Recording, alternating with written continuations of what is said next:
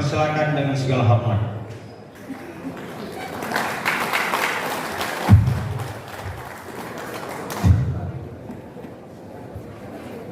Bismillahirrahmanirrahim. Assalamualaikum warahmatullahi wabarakatuh. Alhamdulillahirabbil alamin wassalatu wassalamu ala asyrafil anbiya'i wal mursalin wa ala alihi washabihi ajmain. Segala puji bagi Allah, selawat dan salam pada Rasulullah.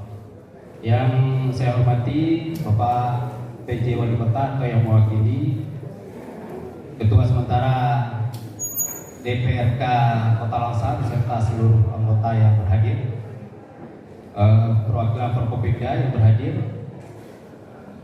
Ketua KMPI beserta seluruh jajaran, dan semoga kita doakan Ketua KMPI yang sedang ditimpa musibah dirawat sakit di rumah sakit bisa segera sembuh.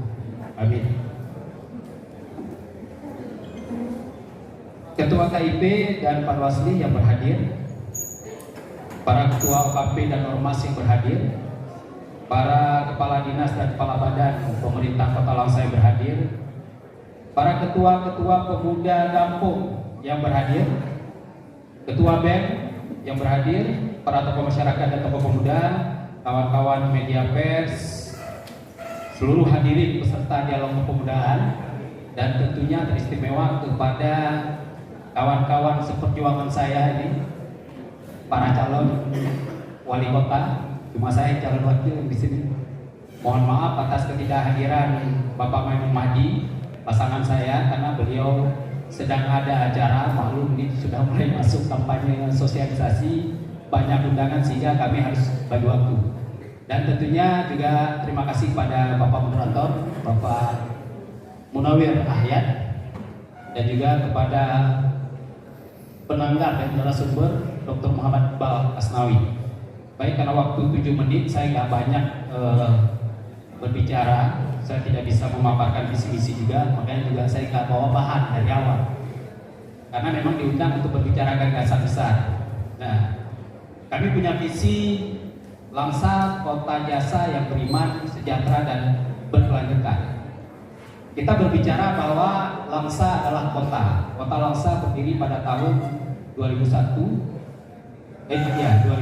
tepatnya pada tanggal 21 Juni. Jadi sebenarnya usia kota kita ini masih sangat muda sekali, masih pemuda. Jadi cocok sebenarnya ketika kawan-kawan pemuda kemudian menginisiasi pertemuan para kandidat untuk berbicara tentang kota Langsa dengan tema kepemudaannya. Jadi kota Langsa ini adalah kota yang sangat muda. Ibarat manusia tentunya dari proses kelahiran anak-anak besar menjadi pemuda, dewasa sampai tua, itu ada proses yang harus dilalui. Sama dengan kota Langsa. Kota Langsa dengan umur kita yang masih muda, kita pisah dari Aceh Timur. Pada waktu itu mungkin awal-awal kita tidak memiliki arah. Bahkan 10 tahun pertama itu kita baru belajar berjalan, sehingga banyak persoalan, wali kota ditangkap dan segala macam, sehingga ya hampir bisa dikatakan kita di Kota Langsa dan pemimpin-pemimpin Kota Langsa pada awalnya itu belum menemukan arah yang tepat mau dibawa kemana Langsa ini. Walaupun semua sepakat bahwa Langsa adalah kota jasa, itu dari awal sepakat. Tidak ada yang bercerita bahwa Langsa ini kota industri, kota pabrik, kota segala macam. Enggak. Dari awal kita mengatakan bahwa kota ini adalah Langsa, adalah kota jasa, di mana pelabuhan yang waktu itu menjadi ikon, tetapi sampai hari ini kita belum mampu memaksimalkannya. Ada pusat perdagangan di mana beberapa kabupaten kota menjadikan kota Langsa ini tempat mereka bergantung untuk berdagang. Itu adalah modal utama dari kota Langsa. Syukur alhamdulillah, Usman Abdullah bersama pasangan beliau yaitu Pak Marzuki Hamid yang kita kenal dengan pasangan Umar, ketika pada tahun 2012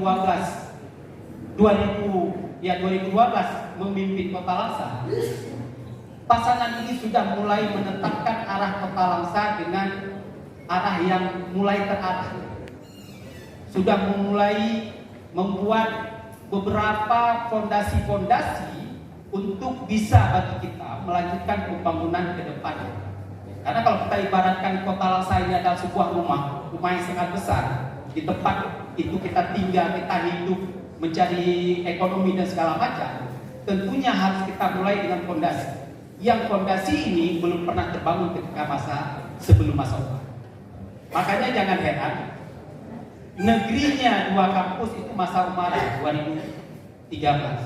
Beliau membebaskan lahan di Merande untuk bisa dinegerikannya kampus itu.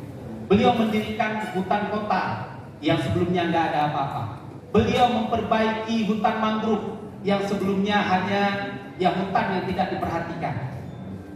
Beliau membuat kota Langsa menjadi sangat indah, sangat rapi, sangat bersih. Sampah selesai ketika masa beliau.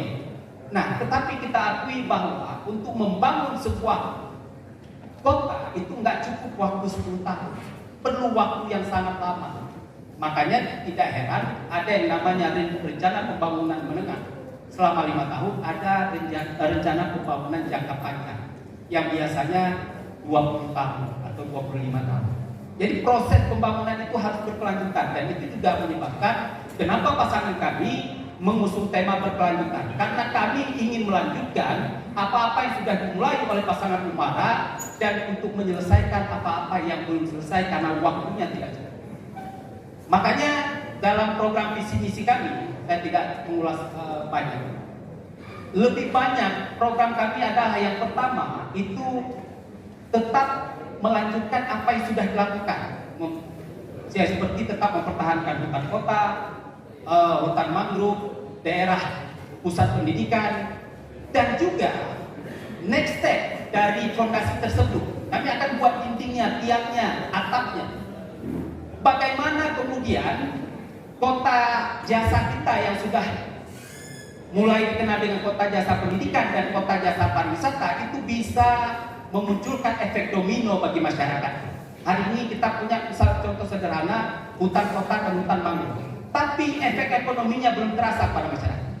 Padahal di tempat-tempat lain, pusat-pusat wisata, ikon-ikon wisata di tempat tersebut itu bisa menjadi sumber ekonomi pendapatan bagi masyarakat. Hari ini cari, mohon maaf, baju bertuliskan kota Langsa saja sangat sulit, nggak ada. Padahal banyak hari ini wisatawan yang tinggalkan ke kota Langsa, dia membawa dana untuk menghabiskan uangnya, tapi masyarakat kota Langsa belum siap untuk menerima uang itu.